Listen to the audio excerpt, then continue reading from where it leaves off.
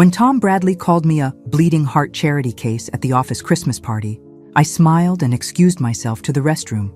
When I returned, I'd already decided he was going to pay for every cruel word. What I didn't know was that my act of quiet revenge would save my life in ways I never imagined.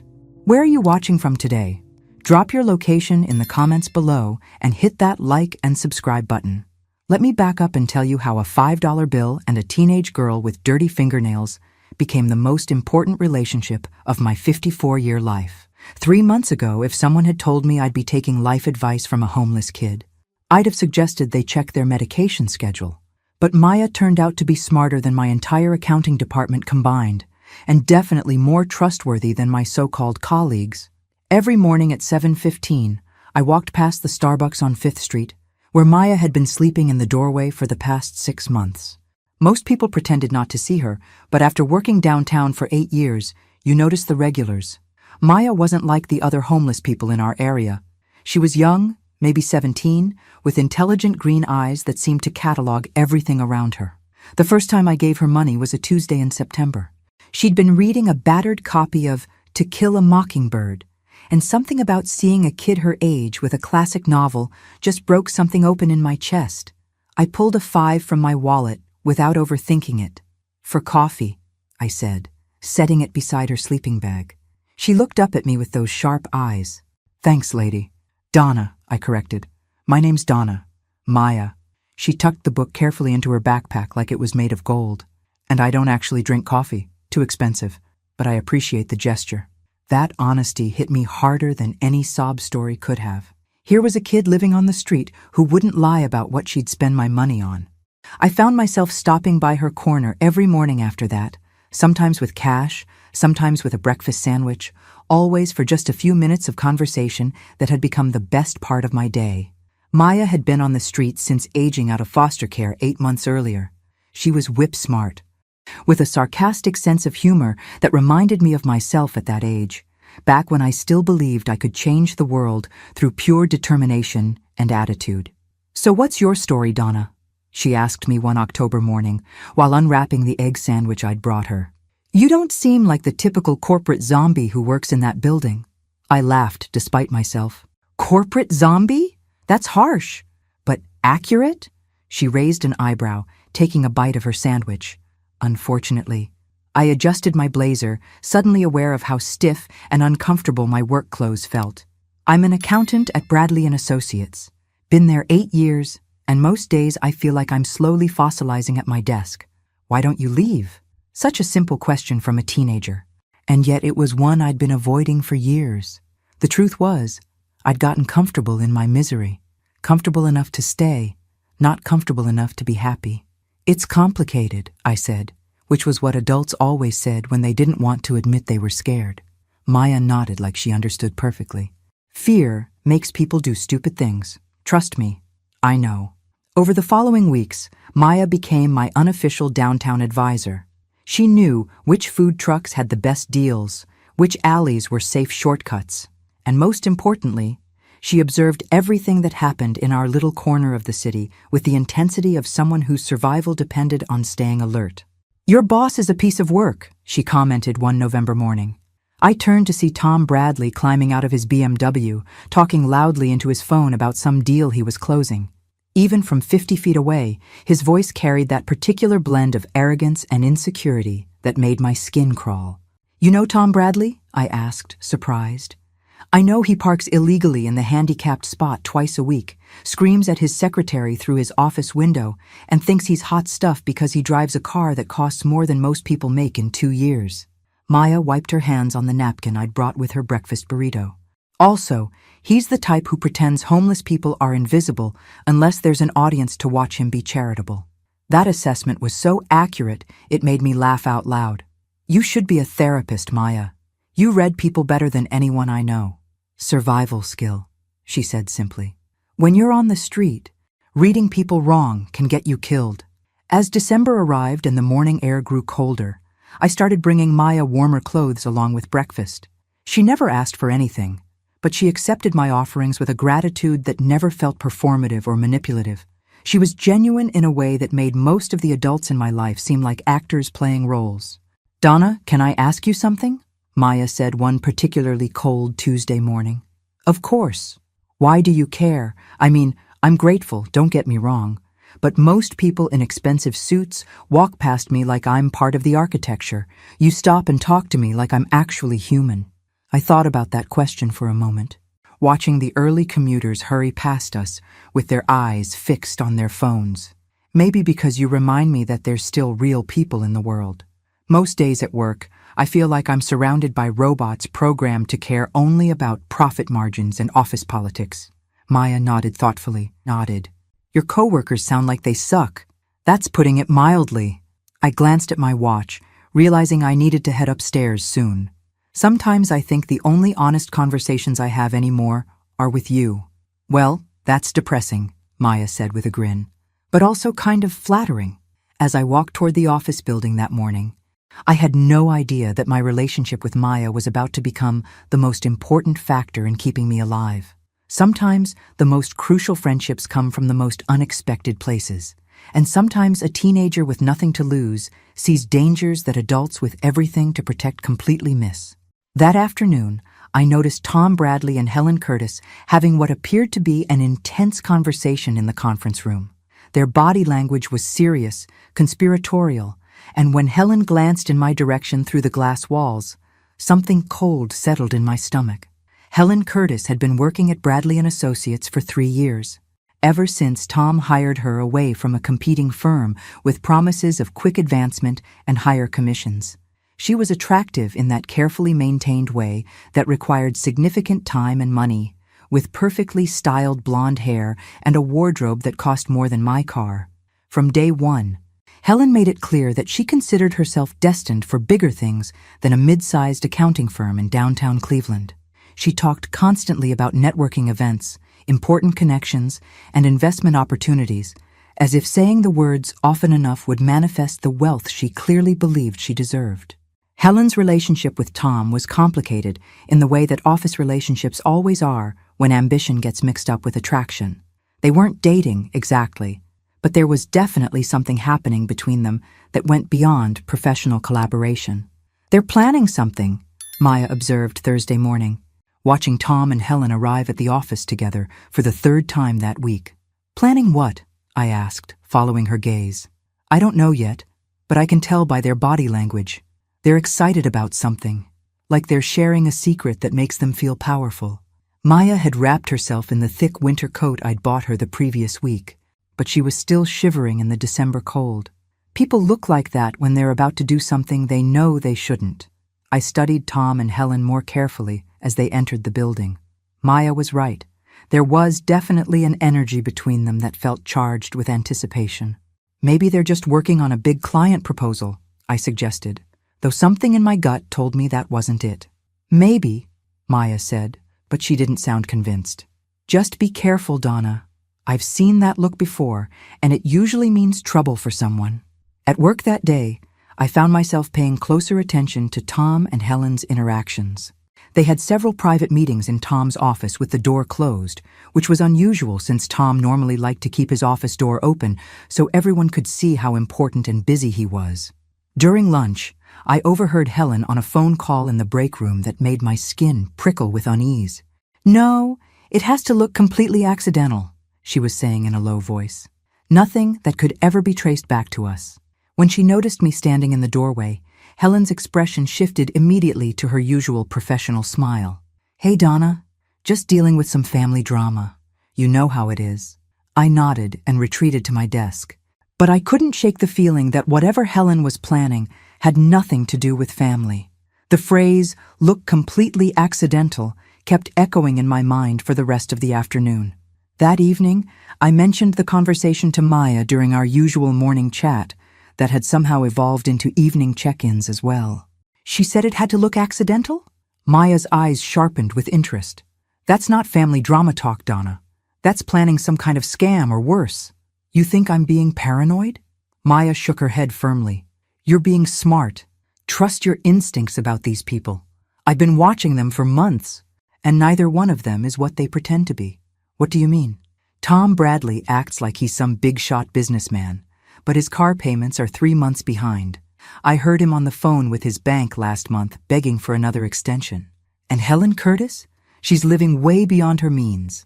Designer everything, expensive dinners, constant shopping. She's either got a secret sugar daddy or she's drowning in debt. Maya's observations aligned with things I'd noticed, but never really processed. Tom's increasingly desperate pursuit of new clients. Helen's casual mentions of financial stress disguised as humble bragging about her expensive lifestyle.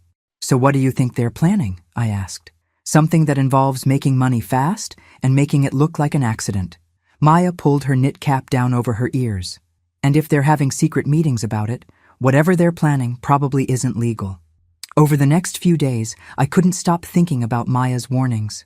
I started paying closer attention to Tom and Helen's behavior, and what I observed made me increasingly uncomfortable. Tom had been asking casual questions about my personal life, where I lived, whether I had family in the area, what my routine was like outside of work. At first, I'd thought he was just being friendly, but the questions felt oddly specific and persistent. Helen, meanwhile, had been particularly nice to me lately, which was suspicious since she'd barely acknowledged my existence for 3 years. She'd started bringing me coffee in the mornings and making small talk about my weekend plans. "They're gathering information about you," Maya said when I described their recent behavior. "People don't suddenly become interested in someone's personal life unless they're planning to use that information for something." "Use it for what?" Maya's expression was grim. "Nothing good, Donna. Nothing good at all." The Friday afternoon before everything changed, I watched Tom and Helen have another intense conversation in the conference room. This time, Helen was taking notes on a yellow legal pad, and when they finished talking, she tore off the pages and tucked them into her purse. As I packed up my desk at the end of the day, Helen approached with her usual fake smile. "Hey, Donna, what are your plans for the weekend? Anything exciting?" "Just the usual," I said carefully. "Cleaning, laundry, maybe catching up on some reading." "Sounds relaxing. Will you be home most of the weekend?" The question felt wrong somehow. Too specific to be casual conversation. "Why do you ask?" Helen's smile flickered slightly. "Oh, no reason. I just worry about people spending too much time alone, especially during the holidays." Walking home that night, I couldn't shake the feeling that Helen's questions had been some kind of test or information gathering. Maya's warnings about people planning something that needed to look accidental kept echoing in my mind. I had no idea that by Monday morning, Maya would be saving my life with information she'd overheard in that same alley where she slept every night. Monday morning arrived gray and cold, with the kind of biting December wind that made everyone on the street walk faster and keep their heads down. I found Maya in her usual spot, but something was different about her demeanor. She was fidgety, alert in a way that reminded me of a cat sensing an approaching storm. "Donna, I need to tell you something important," she said, before I could even offer her the breakfast sandwich I'd brought. "What's wrong? You look nervous." Maya glanced around the street corner, checking to see who might be listening. "Last night, around 11, your boss and that blonde woman came down here." "Tom and Helen? What were they doing here?" "Talking about you." Maya's voice was low and urgent. "They didn't know I was here. I was hidden behind the dumpster because it was so cold. But they stood right over there by the street lamp. And I heard everything. A chill that had nothing to do with the weather settled in my chest. What did they say?" The woman said, "It has to happen tonight, Tom. We can't wait any longer. And your boss said something about making sure you weren't home when it happened." "When what happened?" Maya looked directly at me, her green eyes serious. "They're going to set fire to your house, Donna, tonight. They said it had to look like an electrical fire, something with the wiring in your basement." The breakfast sandwich slipped from my hands and hit the pavement. "What? That's impossible. Why would they want to burn down my house?" "I don't know why. But I know what I heard. The woman kept talking about how it would solve all their problems and make everything look natural. Your boss said something about insurance and how no one would ever suspect anything." Maya reached into her backpack and pulled out a crumpled piece of paper.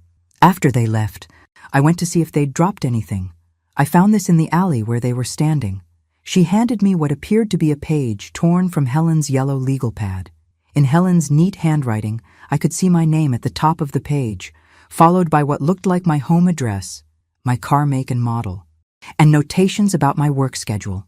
Below that, in Tom's messier handwriting, were phrases that made my blood run cold. Basement electrical, Friday night after 11 p.m., and insurance claim, 6 months minimum. This is insane, I whispered, staring at the paper. This has to be some kind of misunderstanding. Donna, look at me. Maya's voice was firm.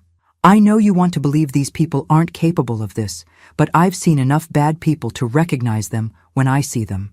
Your boss and that woman are planning to commit arson, and they're planning to do it when you're supposed to be sleeping in that house. The reality of what Maya was telling me began to sink in. Tom and Helen weren't just planning to destroy my property. They were planning something that could easily kill me if I was home when it happened. But why? What could they possibly gain from burning down my house? I don't know, but I heard enough to know this is real. You can't go home tonight, Donna, and you need to call the police. I looked down at the paper again, studying the handwriting I recognized from countless office memos and documents. There was no denying these were Tom and Helen's notes, written in their own hand. There's something else, Maya said quietly. While they were talking, I heard the woman mention something about a will. She said once the house was gone and the insurance money came through, they wouldn't have to worry about you changing your mind. Changing my mind about what? I don't understand any of this. Maya shrugged. I just know what I heard. But Donna, these people think you have something valuable enough to commit murder for. You need to figure out what that is before tonight. The word murder hit me like a physical blow. Until Maya said it out loud, I'd been thinking of this as some kind of elaborate insurance fraud. But if they were planning to set fire to my house while expecting me to be inside, I need to think about this, I said, my voice shaking slightly. There has to be something I'm missing, some reason why they would target me specifically. Don't think too long, Maya warned. It's Monday morning, and they're planning this for tonight. Whatever you're going to do, you need to do it fast. As I walked into the office that morning, everything looked the same as always, but felt completely different. Tom greeted me with his usual indifferent nod. Helen smiled and asked about my weekend. The normalcy of it all made Maya's warnings seem surreal, like something out of a thriller novel rather than my actual life. But the piece of paper in my purse was real. The handwriting was real. And Maya had no reason to lie to me about something this serious. Throughout the morning, I found myself studying Tom and Helen's behavior with new eyes. Were they acting more nervous than usual? Did their conversations seem more secretive? Was Helen's smile just a little too bright? Tom's casual questions just a little too probing? During my lunch break, I called my homeowner's insurance company and asked about my policy details. What I discovered made Maya's warnings even more terrifying. My house was insured for $340,000, significantly more than its current market value, due to a policy I'd updated several years earlier. More importantly, I'd recently added a clause that would pay out additional money if the fire was caused by faulty electrical work. Someone who knew the details of my insurance policy could expect to see a substantial payout if my house burned down under the right circumstances. But how would Tom and Helen have access to that information? The answer came to me as I was walking back from lunch. 6 months ago, Tom had asked all employees to provide updated emergency contact information and insurance details for payroll purposes. I dutifully filled out the forms, including detailed information about my homeowner's insurance. At the time, it had seemed like routine office administration. Now I realized it had been information gathering for something much more sinister. By 3 p.m., I had made my decision. I wasn't going home tonight, and I was going to find out exactly what Tom and Helen thought they could gain from burning down my house. Instead of leaving work at my usual 5 p.m., I told Helen I was staying late to catch up on some year-end reconciliation work. She seemed pleased by this information, which only confirmed my suspicions that they wanted to know exactly where I'd be and when. Don't work too hard, Helen said with that practiced smile. Make sure you get home at a reasonable hour and get some rest. The irony of Helen encouraging me to go home early on the night they'd planned to burn my house down would have been funny if it wasn't so terrifying. After Tom and Helen left for the day, I stayed in the office and used my computer to do some investigating. What I found in the company's client files made everything Maya had overheard make horrifying sense. 3 months ago, I'd inherited $280,000 from my great-aunt Margaret, a woman I'd barely known, but who had apparently remembered me fondly enough to leave me a significant portion of her estate. The money was currently sitting in a savings account while I figured out what to do with it. I'd mentioned the inheritance to exactly 3 people: my sister in Phoenix, my financial advisor, and Helen Curtis. I'd told Helen about the inheritance during a moment of excitement after receiving the lawyer's call, swearing her to secrecy since I didn't want the whole office to know about my sudden windfall. Helen had been appropriately congratulatory and sworn to keep my secret. Apparently, Helen had shared my secret with Tom because buried in his personal files on the company computer was a folder labeled D. Matthews Financial Assessment. Inside that folder were copies of documents I'd never authorized anyone to access: my credit report, my bank statements, my insurance policies, and detailed notes about my inheritance. Someone had been conducting extensive research into my financial situation. The most chilling document in the folder was a timeline that laid out Tom and Helen's plan in detail. Phase 1. Confirm DM's financial assets and living situation. Phase 2. Eliminate DM through house fire, electrical malfunction. Phase 3. Access inheritance through fraudulent will documentation. Phase 4. Split proceeds 60-40, TBHC. At the bottom of the timeline, in Tom's handwriting, was a note that made my hands shake. HC confirmed DM has no family in area. Death will appear accidental. No investigation expected. They hadn't just been planning to burn down my house for the insurance money. They'd been planning to kill me so they could steal my inheritance. But how did they expect to access money that was in my personal bank account? The answer was in another document in Tom's folder. A forged will that left my entire estate to Helen Curtis, described as my closest friend and confidant. Helen had been cultivating our workplace friendship for months, taking photos of us together at office events, saving emails where I'd thanked her for various small favors, building a paper trail that would support her claim that we'd been close friends.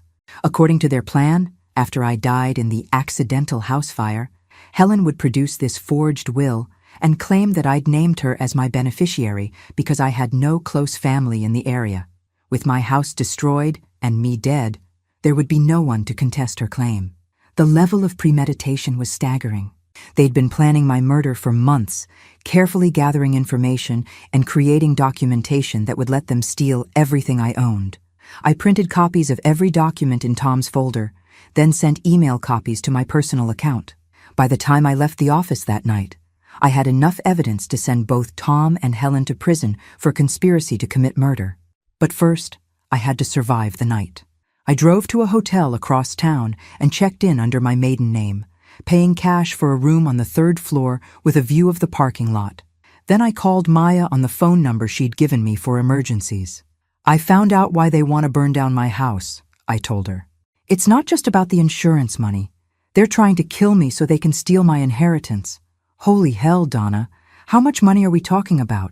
Almost $300,000. Maya was quiet for a moment. That's definitely murder money. People have killed for a lot less than that. I've got evidence of their whole plan. I printed everything from Tom's computer, but I need to figure out how to stop them without getting killed in the process. Where are you now? Hotel downtown. I'm not going anywhere near my house tonight. Good. What about tomorrow? You can't hide in a hotel forever. I'd been thinking about that question all afternoon. I'm going to set a trap for them. If they think their plan worked, they'll have to move forward with the next phase, and that's when I'll have them. Donna, these people are planning to commit murder. You shouldn't try to handle this alone. I'm not alone, I said, looking out the hotel window at the city lights below. I have you, and I have evidence, and I have the advantage of being smarter than both of them combined. The next morning, I would put my plan into action. But first, I needed to let Tom and Helen believe they had succeeded in killing me. At 11:47 p.m., I sat in my hotel room and watched the local news website refresh on my laptop screen. If Tom and Helen had followed through with their plan, the story would break sometime before midnight. At 12:23 a.m., the headline appeared: Downtown Cleveland House, Fire Kills Accounting Firm Employee. My hands shook as I read the article describing how an electrical fire had consumed my small 2-story house in the Tremont neighborhood. According to the fire department spokesman, the blaze had started in the basement electrical panel and spread rapidly through the older home's wooden structure. The victim has been identified as Donna Matthews, 54, an accountant at Bradley and Associates. Matthews was apparently asleep when the fire started and was overcome by smoke before she could escape. Her body was recovered from the second-floor bedroom. The victim. My body. According to the Cleveland Plain Dealer website, I was officially dead. I called Maya's emergency number. "Are you okay?" She answered on the first ring. "I'm alive, but according to the news, I'm dead. They actually did it. Maya, they burned down my house. Did anyone get hurt? No, because I wasn't there. But the news is reporting that they found a body in the house." Maya was quiet for a moment. "That's impossible unless... Donna, did they actually kill someone else and put the body in your house?" The thought hadn't occurred to me, but it was horrifyingly plausible. I don't know, but if they did, this went from arson and attempted murder to actual murder. "You need to call the police right now." "Not yet. If I surface now, they'll know their plan failed, and they'll either disappear or try again. I need to let them think they succeeded so I can catch them in the act of the next part of their plan." "What's the next part?" "Helen is going to produce a forged will that leaves everything to her.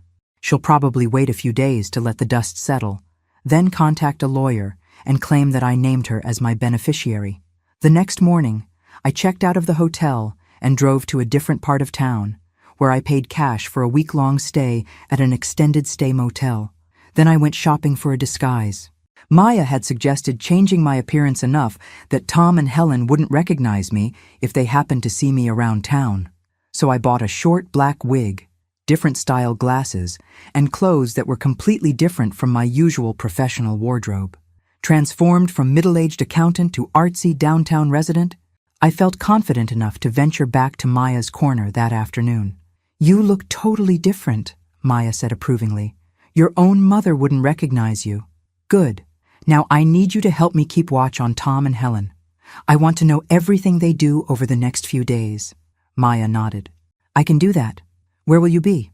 "Following them, taking pictures, gathering evidence, and waiting for them to make their move with the will." That afternoon, I positioned myself across the street from Bradley and Associates and watched Tom and Helen arrive at work. Even from a distance, I could see they were both dressed more formally than usual, as if they were planning to attend something important. Helen was carrying a leather portfolio that I'd never seen before, and Tom's demeanor seemed unusually confident and animated. They looked like people who had just solved a major problem. Around 10 a.m., Helen left the office building and walked 3 blocks to the law offices of Peterson and Associates. She stayed inside for nearly an hour, emerging with what appeared to be additional documents in her portfolio. I followed her back to the office, where she and Tom spent the rest of the morning in his private conference room with the door closed and the blinds drawn. At lunchtime, I called the law firm Helen had visited. "Peterson and Associates, how may I help you?" "Hi, I'm calling about a will that may have been filed this morning. The deceased was Donna Matthews." "Oh yes, Ms. Curtis was just here about that. Such a tragic situation. Are you a family member?" "Yes," I lied. "I'm her sister from out of town. I just heard about the fire. I'm so sorry for your loss." Ms. Curtis explained that Ms. Matthews had no immediate family, but she left everything to Ms. Curtis as her closest friend. The will is being filed for probate this afternoon. "Did Ms. Curtis provide proof that she was my sister's friend?" "Oh yes, she had extensive documentation. Photos, emails, even a handwritten note from your sister expressing her wishes. Everything seemed to be in order." I hung up feeling sick to my stomach. Helen had been thorough in creating her fake documentation, and she was moving faster than I'd expected. But she'd also made a crucial mistake. In her rush to claim my inheritance, she was creating a paper trail that would destroy her when I emerged from the dead. That evening, Maya met me at a diner near the motel where I was staying. "They've been celebrating," she reported. "Both of them left work early and went to some fancy restaurant downtown. I couldn't get close enough to hear what they were saying, but they were definitely toasting something with champagne. They're celebrating my death and their upcoming windfall. When are you going to contact the police?" I pulled out the folder of evidence I'd compiled over the past 2 days. "Tomorrow morning. But first, I need to make one more stop." Maya looked at the folder. "What's that?" "Everything Tom and Helen need to go to prison for the rest of their lives.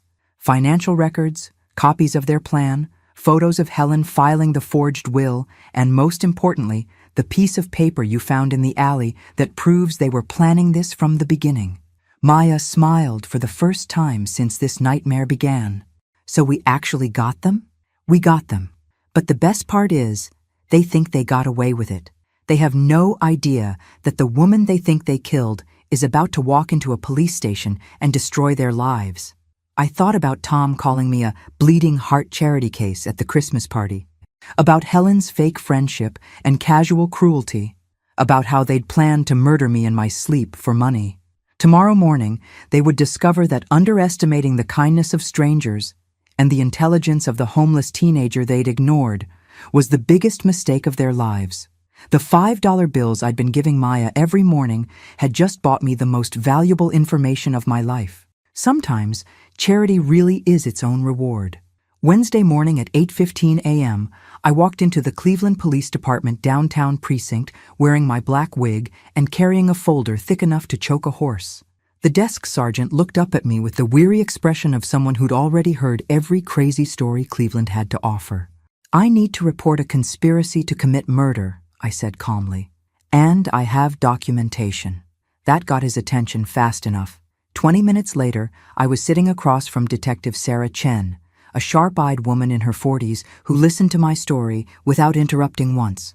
When I finished explaining the situation, she leaned back in her chair and studied me carefully. "Ms. Matthews, you're telling me that you faked your own death to catch your co-workers in a murder plot?" "I didn't fake anything. I just didn't correct their assumption that I was dead." I slid the folder across the desk. "Everything you need is in there. Financial records, copies of their planning documents, photos of Helen filing the forged will, and the handwritten note they dropped in the alley." Detective Chen opened the folder and began reviewing the contents. Her expression grew increasingly serious as she read through Tom and Helen's documented plan. "This timeline here," she said, pointing to the document I'd found on Tom's computer. "This shows premeditation going back months.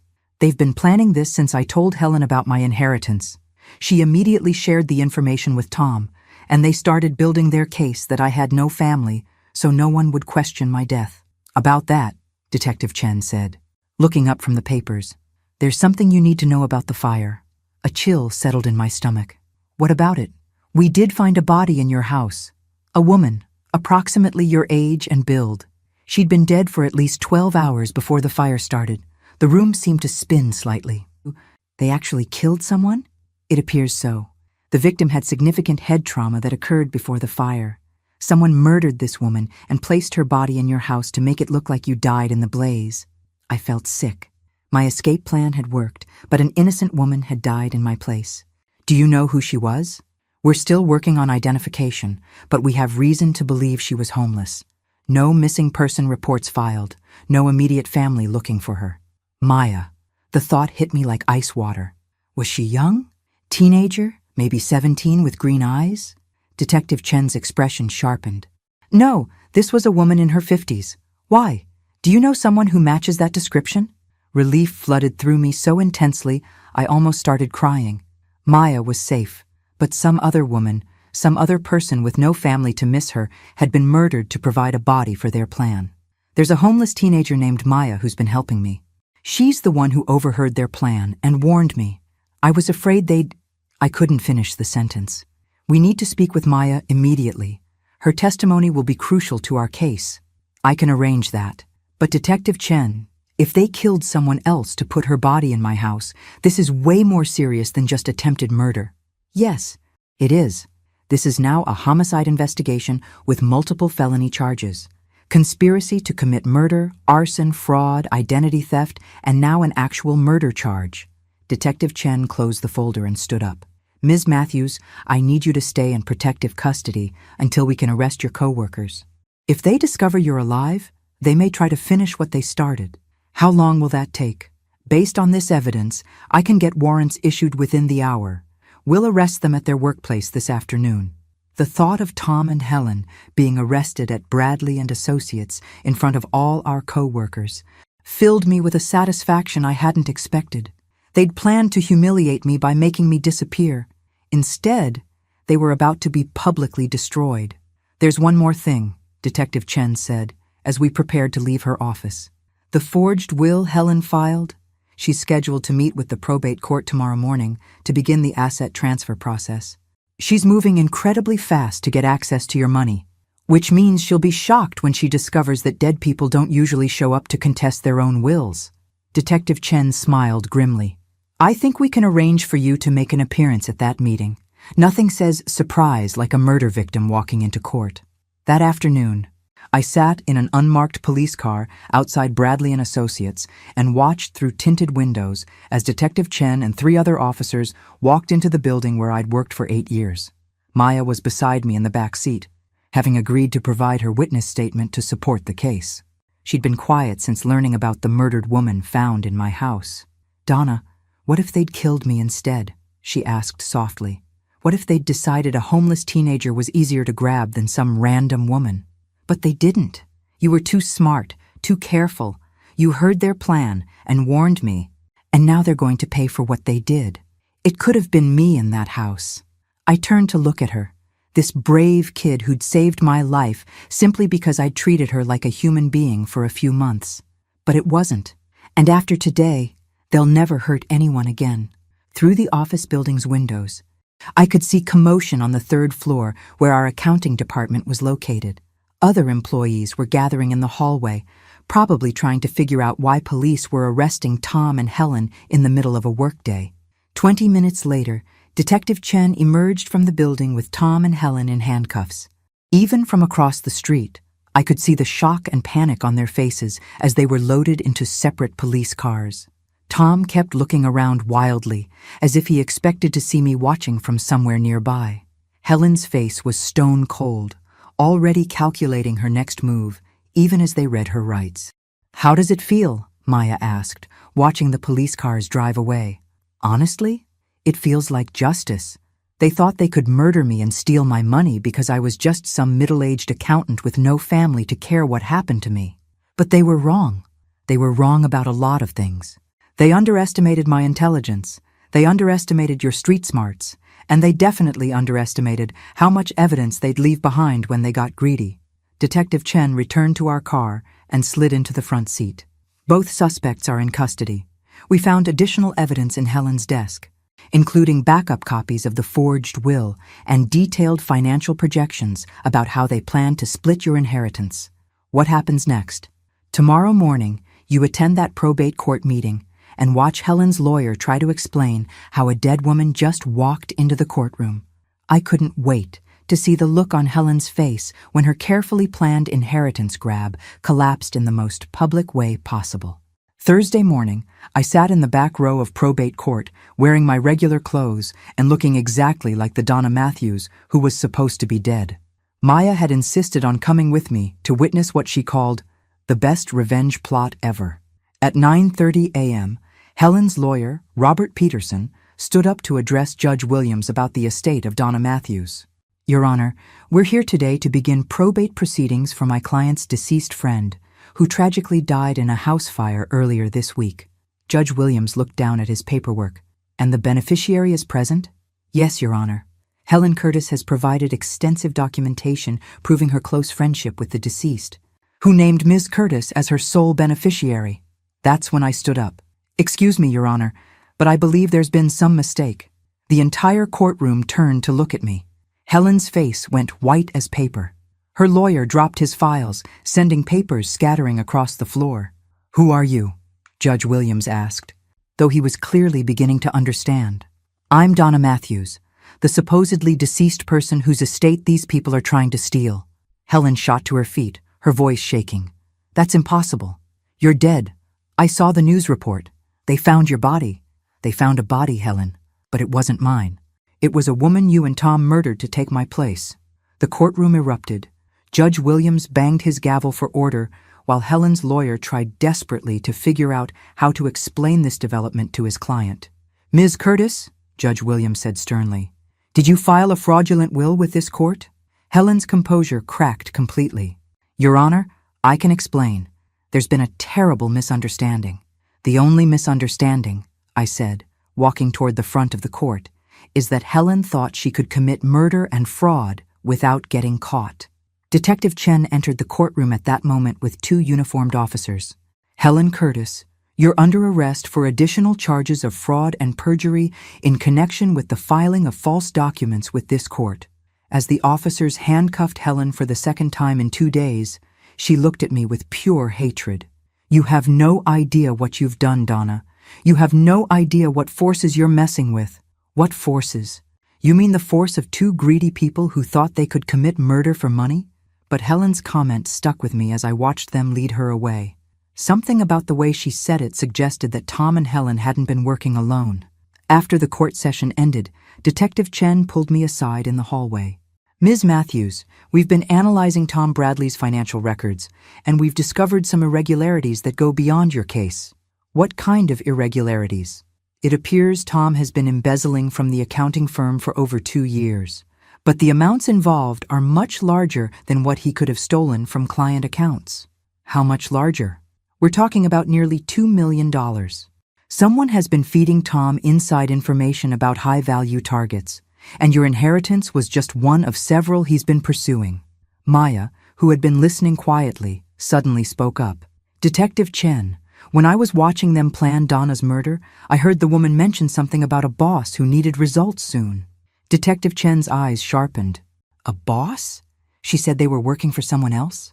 She said something about keeping their boss happy and not disappointing him again, like they'd failed at something before. My mind raced back through my conversations with Helen over the past few months. She'd mentioned several times that she had connections to wealthy investors, people who were looking for good opportunities to make money quickly. "Detective Chen, what if Helen and Tom were part of a larger operation? What if they were targeting people with inheritance money on behalf of someone else?" "That's exactly what we're starting to suspect. We've identified 3 other suspicious deaths in the past 18 months, all involving people who had recently received inheritance money or insurance payouts." The scope of what I'd stumbled into was much larger than I'd realized. Tom and Helen weren't just greedy coworkers. They were part of an organized scheme to murder people for their money. "Who else was killed?" I asked. Detective Chen pulled out a file folder. "Margaret Reeves, age 67, died in a home invasion robbery 6 months after inheriting $400,000 from her brother. James Patterson, age 71, died in a car accident 2 weeks after receiving a $300,000 insurance payout from his wife's death. And Carol Whitney, age 55, died in an apparent drug overdose 3 months after her mother left her $250,000. Maya was looking at the file with wide eyes. "They've been murdering people for money for over a year?" "It appears so, and based on financial records we've recovered, someone was paying Tom and Helen a percentage of each successful theft." "How much of a percentage?" 20%. "Which means someone else was keeping the other 80% of the money they stole from murder victims." I felt sick thinking about how many people had died for their inheritance money while the police investigated their deaths as random crimes or accidents. "Do you know who their boss is?" Detective Chen shook her head. "Not yet. But we're going to find out. Tom and Helen are facing multiple murder charges now, and one of them is going to talk to save themselves from life in prison." As we left the courthouse, Maya walked beside me quietly for several blocks before finally speaking. "Donna, what if they come after you again?" "Come. What if their boss decides you're too dangerous to leave alive?" I'd been wondering the same thing. If Tom and Helen were part of a larger criminal organization, my survival and the exposure of their operation made me a significant threat to whoever was running the scheme. "Then we'll have to be smarter than they are," I said. "But Maya, you've already done enough. You saved my life, and you helped catch multiple murderers. You don't have to put yourself at risk anymore." Maya stopped walking and looked at me seriously. "Donna, these people killed an innocent woman and put her body in your house. They've murdered at least 3 other people that we know about. I'm not walking away from this until whoever's behind it is in prison." Looking at this brave, determined teenager, I realized that my $5 morning donations had bought me much more than breakfast for a homeless kid. They'd bought me the loyalty of someone who understood better than most adults that sometimes you have to fight back against people who think they can destroy others without consequences. "All right," I said, "but we do this carefully, and we do this smart." What I didn't know was that our conversation was being overheard by someone who had already decided that both Maya and I needed to disappear permanently. Friday morning brought an unexpected visitor to my hotel room. I was drinking coffee and reading news coverage of Tom and Helen's arrest when someone knocked softly on my door. Through the peephole, I saw a well-dressed man in his 60s holding what appeared to be a legal document. He looked like a lawyer, but something about his posture seemed wrong, too tense for a routine legal visit. "Who is it?" I called through the door. "Ms. Matthews? My name is David Morrison. I'm an attorney representing some clients who need to discuss the situation with Tom Bradley and Helen Curtis." I kept the chain lock engaged and opened the door just wide enough to see him clearly. "What clients?" Morrison held up a business card that identified him as a partner at Morrison, Hayes & Associates, a law firm I'd never heard of. People who were financially involved with Mr. Bradley's activities and are concerned about the legal exposure his arrest has created.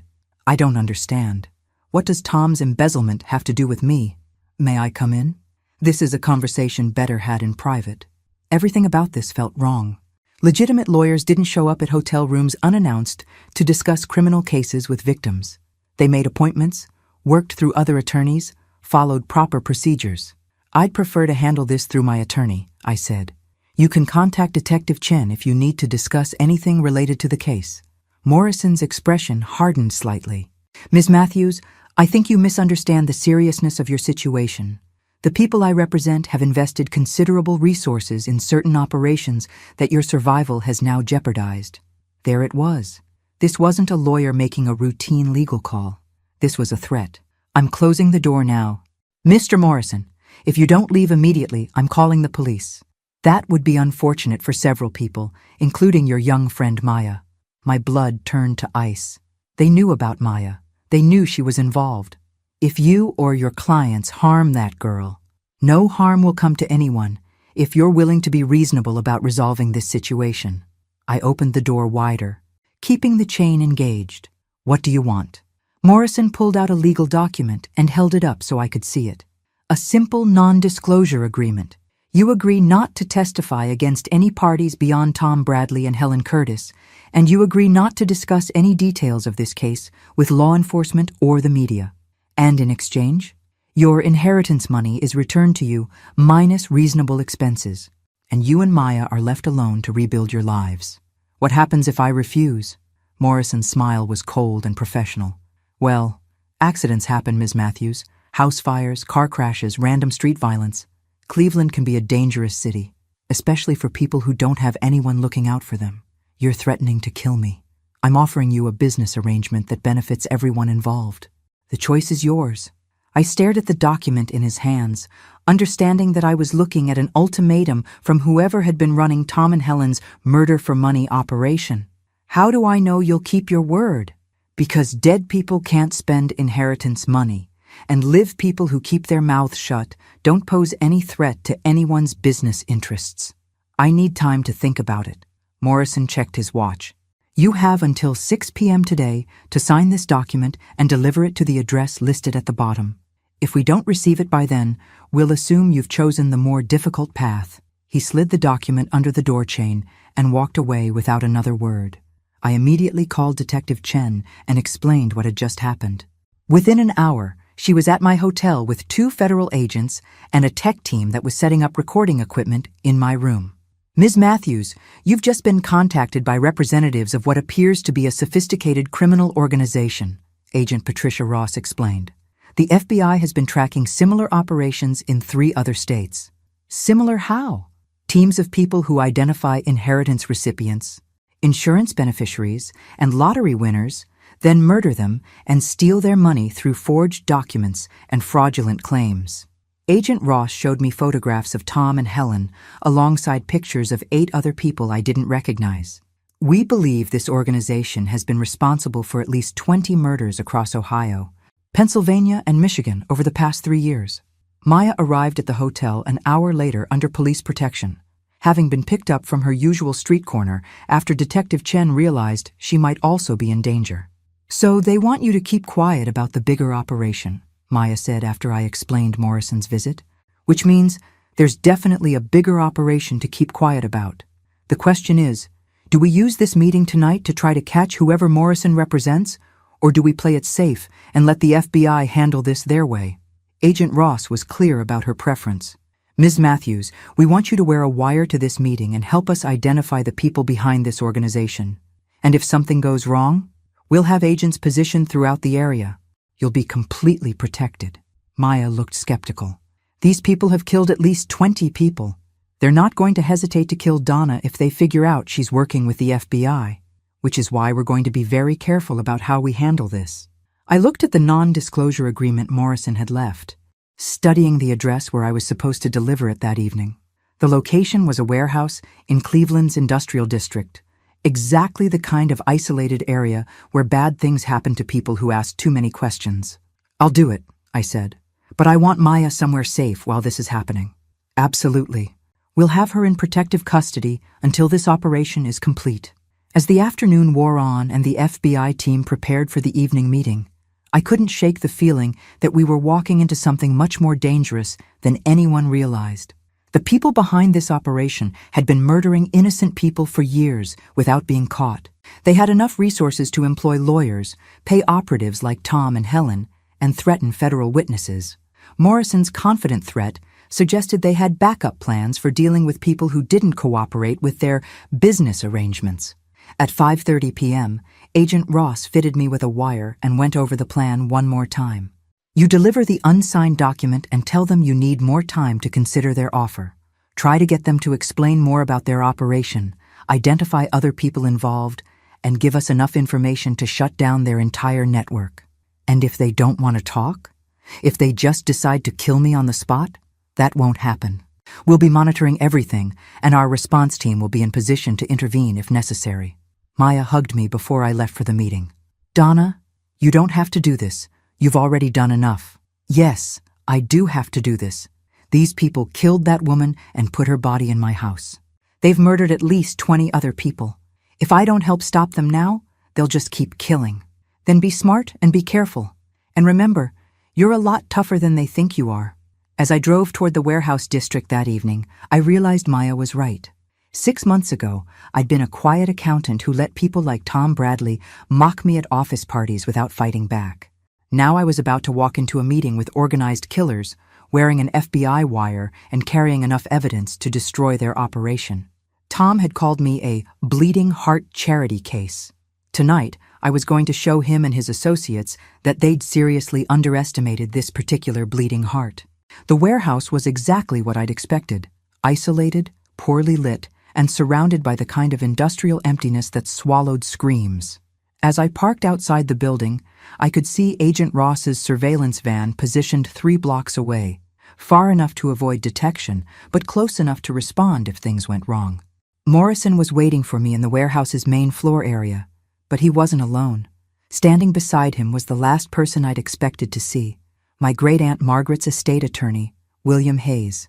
"Hello, Donna," Hayes said with the kind of smile that made my skin crawl. "I hear you've been having some difficulties with our mutual friends, Tom and Helen." The pieces clicked together so fast it made me dizzy. Hayes had been the one with access to information about inheritance recipients. As an estate attorney, he would know exactly when people received large sums of money, when they were vulnerable, and when they had no close family to investigate suspicious deaths. "You're the boss," I said. "You've been feeding targets to Tom and Helen." "I've been providing business opportunities to motivated independent contractors," Hayes corrected. "There's a significant difference. The difference being that you let them do the actual killing while you kept 80% of the stolen money." Morrison stepped forward. "Ms. Matthews, did you bring the signed agreement?" I pulled the document from my purse but kept it in my hands. "I brought it. But I have some questions first." Hayes laughed. "Questions? You're hardly in a position to be making demands, Donna." "Actually, I think I am. You see, I know about Margaret Reeves, James Patterson, and Carol Whitney. I know this has been going on for 3 years, and I know that the FBI is already investigating this operation." The temperature in the warehouse seemed to drop 10 degrees. Hayes and Morrison exchanged a look that confirmed my suspicion that they hadn't expected me to know about the other murders. "That's unfortunate," Hayes said quietly. "We were hoping this could be resolved more simply." Morrison reached inside his jacket, and I saw the glint of metal. But before he could draw whatever weapon he was carrying, the warehouse lights suddenly blazed on, and FBI agents emerged from concealment positions around the building, Federal agents! Nobody move! What happened next was chaos. Morrison went for his gun, Hayes dove behind a stack of shipping containers, and I hit the floor as instructed while agents swarmed the building. The gunfire lasted less than 30 seconds, but it felt like an eternity. When the shooting stopped, Morrison was on the ground bleeding from a shoulder wound, and Hayes was in handcuffs. Agent Ross helped me to my feet. "Are you hurt?" "No, but that was terrifying." "You did perfectly. The wire picked up everything we needed." Hayes just confessed to running a multi-state murder operation. As the paramedics worked on Morrison and other agents processed the crime scene, Hayes looked at me with pure hatred. "You have no idea what you've cost me," he snarled. "Millions of dollars in carefully planned operations, years of development work." "Good," I said. "Maybe the families of your victims can finally get some justice." Agent Ross pulled me aside as the suspects were loaded into ambulances and police cars. "Ms. Matthews, there's something else you need to know. We found financial records in Hayes's car that show this operation was even larger than we suspected." "How much larger?" "They weren't just targeting inheritance recipients. They were also going after lottery winners, insurance beneficiaries, and elderly people with substantial retirement accounts. We're talking about a network that may have killed over 50 people in the past 5 years. The scope of it was staggering. Hayes had been systematically murdering people for their money across multiple states, using lawyers, accountants, and other professionals to identify targets and create the documentation needed to steal their assets. What happens now? Hayes and Morrison will face federal murder charges in multiple jurisdictions. Tom and Helen will face charges as accomplices in dozens of murders. And you and Maya will be key witnesses in one of the largest organized crime prosecutions in Ohio history. As we left the warehouse, I realized that my morning coffee conversations with Maya had inadvertently exposed one of the most sophisticated criminal operations in the country. Will they all go to prison? For the rest of their lives? Hayes alone is looking at over 50 counts of first-degree murder. The drive back to the hotel gave me time to process everything that had happened. 6 days ago, I'd been a quiet accountant who got mocked at office parties. Tonight, I'd helped the FBI arrest the head of a criminal organization responsible for dozens of murders.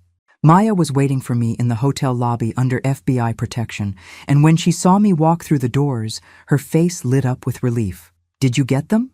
"We got them all. Hayes, Morrison, Tom, Helen, the entire operation." "How does it feel to be a crime-fighting badass?" I laughed, feeling lighter than I had in years. "It feels like justice." But as we sat in the hotel restaurant celebrating with Agent Ross and Detective Chen, Maya asked the question that had been nagging at me all evening. "Donna, how did Hayes know you were staying at this hotel?" Agent Ross looked up from her coffee. "What do you mean?" "Morrison knew exactly where to find Donna this morning. He knew about me. He knew details about our involvement in the case that weren't in any public reports." Maya's right, I realized. Hayes knew things that only someone with access to the police investigation could have known. Agent Ross's expression grew serious. "You're suggesting there was a leak in law enforcement?" "I'm suggesting that an operation this sophisticated, running for this many years without being caught, probably had help from people in positions of authority." The celebration atmosphere in the restaurant evaporated as we all realized that catching Hayes might not have ended the threat. If there were corrupt police officers or federal agents involved in the operation, then Maya and I were still in danger from people who had badges and access to witness protection information. "We need to get you both into federal protection immediately," Agent Ross said, pulling out her phone. As she made arrangements for our security, I looked at Maya and realized that our adventure in crime fighting was far from over. 3 weeks later, I sat in a federal courthouse in Washington, D.C., preparing to testify before a grand jury about the Hayes murder network and the corruption investigation that had exploded out of our warehouse meeting. Agent Ross had been right about the law enforcement connections. Hayes's operation had been protected by 2 Cleveland police detectives, a county prosecutor, and a federal probation officer who had been feeding him information about ongoing investigations. Maya was beside me in the witness waiting room, looking surprisingly comfortable in the business suit the FBI had bought her for her testimony. "You nervous?" she asked. "Terrified," I admitted. "You?" "Nah. These people tried to kill us, remember? Now we get to destroy them legally. This is the good part. Over the past 3 weeks, the scope of Hayes's operation had continued to grow. FBI investigations in 7 states had uncovered evidence of at least 73 murders committed by various teams of operatives working under Hayes's direction. Tom and Helen had been just one team among many, targeting inheritance recipients in Ohio and Pennsylvania. Other teams had focused on lottery winners, insurance beneficiaries, and elderly people with substantial assets. "The thing that still gets me," Maya said, "is that Hayes was your great-aunt's lawyer. He knew about your inheritance before you did." That revelation had been particularly disturbing. Hayes had been targeting his own clients' beneficiaries, using information from estate planning to identify people who would soon receive large sums of money with no immediate family to investigate their deaths. My great-aunt Margaret probably told him all about me during their meetings. How I lived alone, how I didn't have close family in the area. He was planning my murder before I even knew I was inheriting money. But he made one mistake. "What's that?" Maya grinned. "He underestimated the power of $5 coffee money and genuine human kindness. When my name was called to testify, I walked into the grand jury room carrying a folder containing copies of every document, photograph, and piece of evidence Maya and I had gathered.